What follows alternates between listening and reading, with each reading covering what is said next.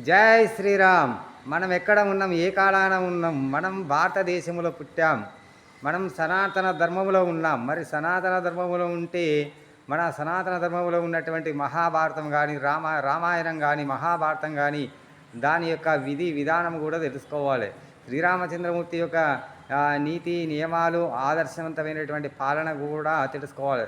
లోకపావని అయినటువంటి సీతమ్మ తల్లి యొక్క పాటించినటువంటి సకల సుగుణాల తల్లి ఆ సుగుణాలను నేర్చుకోవాలి.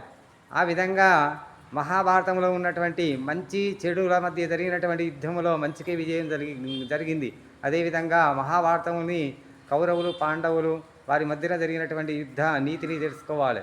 అదేవిధంగా మహాభారతంలో కూడా భగవంతుడు భగవద్గీతను ప్రసాదించాడు. దాన్ని అనుసరించి భగవద్గీతే సర్వస్వం, భగవద్గీతనే సర్వమును, సర్వ వేదాలు ఉన్నాయి కాబట్టి ఆ భగవంతుని కొనియాడి భక్తి మార్గంలో నడిచి మన జీవితాన్ని కూడా మనం ధన్యం